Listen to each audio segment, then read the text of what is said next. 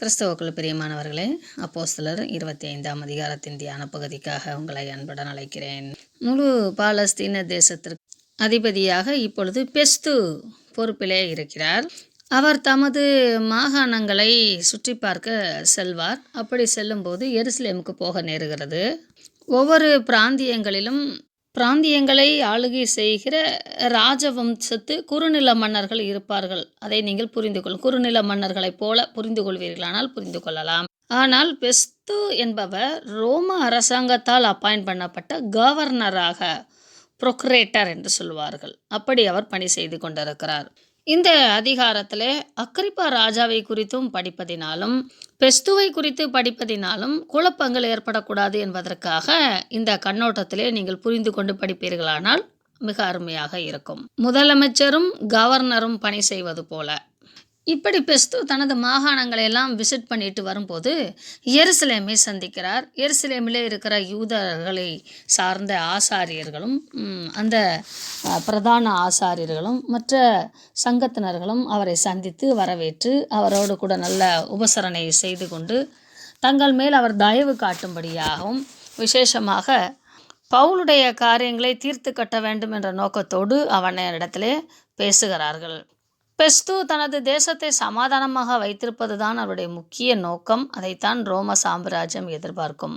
ஆதலால் யூதர்களுக்கு அவர்கள் யூதாவின் அந்த மதம் சார்ந்த ஆளுகை அவர்களிடத்திலே இருந்தபடினாலே அவர்களுடைய ஆலோசனைக்கு ஒத்துப்போகிறான். இந்த முகாந்திரம் தேவனால் உண்டாகிறது. பவுல் தேவனின் வசனத்தை நிறைவேற்ற வேண்டும். பவுலும் அதற்கு ஒத்துழைக்கிறார். தேவனும் அதற்கான வழிகளை ஆயத்தப்படுத்துகிறார். நாம் தேவனுடைய சித்தத்தை நிறைவேற்றுவதுதான் அந்த காரணத்திற்காகத்தான் அநேக வெளிப்பாடுகள் உண்டாகும். வெளிப்பாடுகளை நாம் நிறைவேற்றுவதற்கு தயங்கக்கூடாது. அப்பொழுது பெஸ்து மனதுள்ளவனாக, பவுலே செசரியாவிலே காவல் பண்ணப்பட்டிருக்கிறதே, நான் அங்கே போய் விசாரிக்கிறவனைப் போல நான் உங்களை அழைத்து அனுப்புவேன். நீங்கள் திறமுள்ளவர்கள் வந்து அவன் மேல் குற்றம் சாட்ட வேண்டும். நீங்கள் அப்படிப்பட்ட ஸ்ட்ராங்கான குற்றங்களை கொண்டு வருவீர்களானால் அவனை நியாயந்தீர்த்து விடலாம் என்று அவர்களோடு ஒரு கொடிய ஆலோசனை செய்துவிட்டு அவன் எருசலேமிலே வந்து விடுகிறான். 10 நாட்கள் அவர்கள் எருசலேமில் தங்கி இருக்கும்போது இவர்கள் இப்படிப்பட்ட யோசனைகளை எல்லாம் செய்து விடுகிறார்கள். ஏனெனில் பெஸ்து எருசலேமிலே உலாவி அங்குள்ள நகரப்புற காரியங்களிலே வருமானங்களை எல்லாம் பார்க்க வேண்டும் என்றால் அவர்கள் இந்த மத குருமார்கள் வழியாகத்தான் செய்ய வேண்டும். அது பாலஸ்தீன தேசத்திற்கு முழுவதற்கும் கேபிட்டலாக இருந்தபடியினாலே ரோம அரசாங்கம் தனது கண்ட்ரோலில், தனது பார்வையிலே, தனது வருமானத்துக்கு உகந்த இடத்தை இன்னும் வரலாற்று சிறப்புமிக்க இடமாக அது இருந்தபடினாலும் அதை தனது ஆளுகையிலே வைத்திருக்க விரும்புவார்கள். ஆதலால் பிரதான ஆசாரியர்களோடு ஒத்து இந்த காரியங்களை செய்வதற்கு பெஸ்து காரியங்களை நடப்பிக்கிறார். ஊருக்கு வந்த மறுநாளிலே சங்கம் கூட்டப்படுகிறது. பிரதான ஆசார்களும் குற்றம் சாட்டப்பட வேண்டிய சாட்சிகளும் அங்கே வந்து சேர்ந்து விடுகிறார்கள். பவுலும் வரவழைக்கப்படுகிறார். பவுல் இந்த சூழ்நிலையை நல்லா புரிந்து கொண்டு, நான் யூதருடைய வேத பிரமாணத்துக்காகிலும் தேவாலயத்துக்காகிலும் ராயருக்காகிலும் விரோதமாக ஒரு குற்றமும் செய்யவில்லை என்று சொல்லி அவர்கள் தங்கள் மேல் வைத்திருந்த அந்த பிராதுகளை, அந்த குற்றங்களை ஒவ்வொன்றாக விளக்கப்படுத்துகிறார். பெஸ்து யூதர்களுக்கு, பிரதான ஆசாரியர்களுக்கு தயவு செய்ய மனதாகி, நீ எருசலேமிலே போய் அங்கே விசாரிக்கிறதுக்கு உன்னை சம்மதிக்கிறாயா என்று கேட்கிறான். அதாவது இது மதம் சார்ந்த, உங்கள் சமயம் சார்ந்த காரியங்களாக இருக்கிறபடினாலே அங்கே வைத்து விசாரணை நடத்துவது நல்லது என்பது போல அவன் நாடகம் ஆடுகிறான். முன் வைத்த காலை பின் வைக்காத பவுல் அல்லவா? தேவனும் அப்படிப்பட்டவர்தான். அவர்கள், அதாவது தேவனும் பவுலும் ராயன் வரைக்கும் சுவிசேஷத்தை எடுத்து செல்ல வேண்டும் என்பது அவர்களுடைய திட்டம். அதை நிறைவேற்றுவதற்கு பவுலும் ஒப்பு கொடுத்திருந்தபடியினாலே பின்வாங்கி போக மனமில்லாமல் தான் முன்னேறி செல்வதற்காக தேவன் தனக்கு சொன்ன அந்த வாக்குத்தத்தங்களை, தரிசனத்தை நிறைவேற்ற விரும்புகிறவனாக, நான் அநியாயம் ஒன்றும் செய்யவில்லை, நான் மரணத்திற்கு பாத்திரமாக எதையும் நான் செய்யவில்லை, ஆதலால் நான் சாகாதபடிக்கு என்னை அவர்கள் கொன்று போடுவார்கள், நான் சாகாதபடிக்கு மனு கேட்கிறேன் என்று சொல்லி தற்காலங்களிலே நம்ம ஹை கோர்ட்டு, சுப்ரீம் கோர்ட்டு என்று சொல்லி அந்த வழக்குகளை கொண்டு செல்வோம் அல்லவா? அதை போல் அவன் ராயனுக்கு அபயமிடுகிறேன் என்று சொல்லுகிறார். காரணம் அவன் ரோம பிரஜையாய் இருந்தபடினாலே. ரோம பிரஜையை சரியான முறையிலே நியாயம் விசாரிக்காமல் தண்டனை கொடுப்பது தவறு, சிறையிலே வைப்பதே தவறு. ஆதலால் ரோம் நகரிலே இருக்கிற ராயன் என்ற அரசனுடைய மேற்பார்வையிலே இருக்கக்கூடிய, நல்ல ஆராய்ச்சி நிலையிலே இருக்கக்கூடிய, இன்னும் ரோமர்களுடைய ஆளுகைக்கு உட்பட்ட ரோமர்களுடைய நியாயாதிபதிகள் உட்கார்ந்திருக்கிற அந்த கோர்ட்டில் விசாரிக்கப்படுவதற்கு தன்னை அவன் அனுமதி கேட்கிறான். இப்படி எல்லார் மத்தியிலும் ராயனுக்கு அபாயமிட்டபடியினாலே இவர்களுடைய சதி திட்டம் முறியடிக்கப்படுகிறது. ஆதலால் அவர்கள் எருசலேமிலிருந்து வந்தவர்கள் அனைவரும் மீண்டும் திரும்பி போக வேண்டிய சூழல் உண்டாகிறது. பவுல் சில காலம் காவலிலே இருக்கிறார்.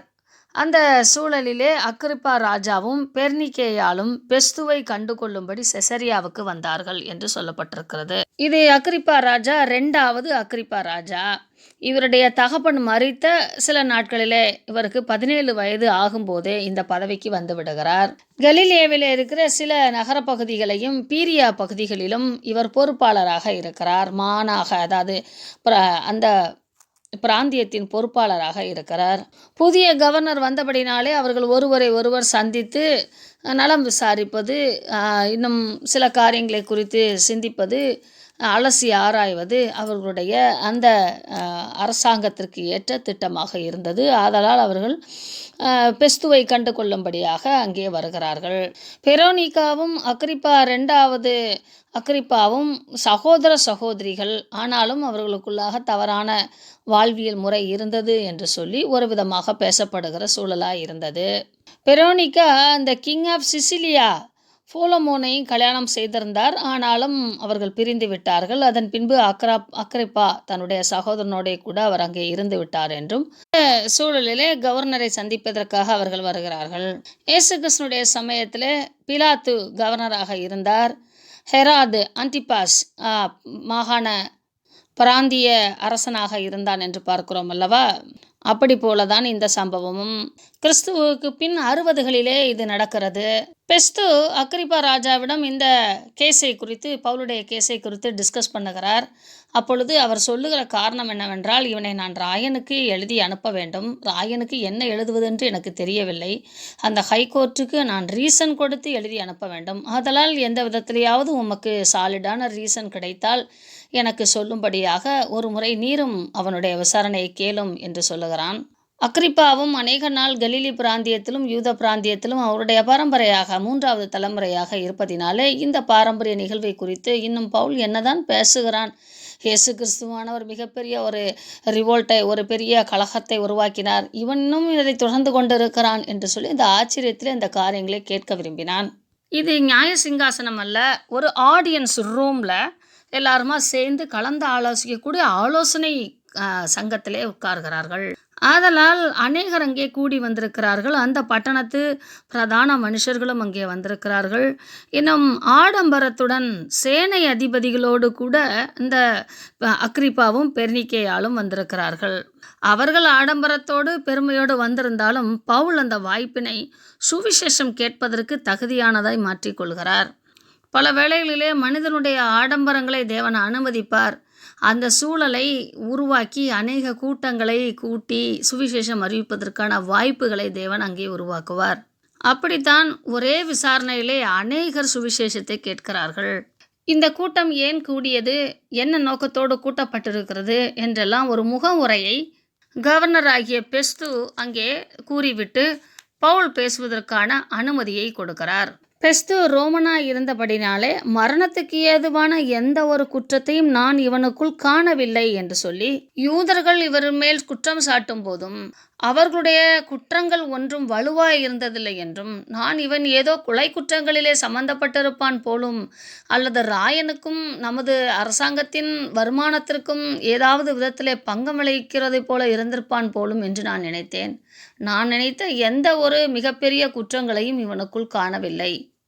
அவர்களுடைய மார்க்கபேத சமுதாய ஒழுக்க நெறிகளையும் இயேசு என்கிற ஒருவர் உயிரோடு எழுந்திருக்கிறதை குறித்து பவுல் பிரசங்கிக்கிறான். அவன் உயிரோடு எழுந்திருக்கிறார் என்று சொல்லி சாதிக்கிறான் என்ற இந்த குற்றச்சாட்டை தவிர வேற ஒன்றையும் நான் கேட்கவில்லை என்று சொல்லி பெஸ்து சொல்லுவதனாலே எவ்வளவு கவனமாய் 2 பக்கமும் அவர் விசாரித்து அறிந்திருக்கிறான் என்பதை நாம் புரிந்து கொள்ளலாம்.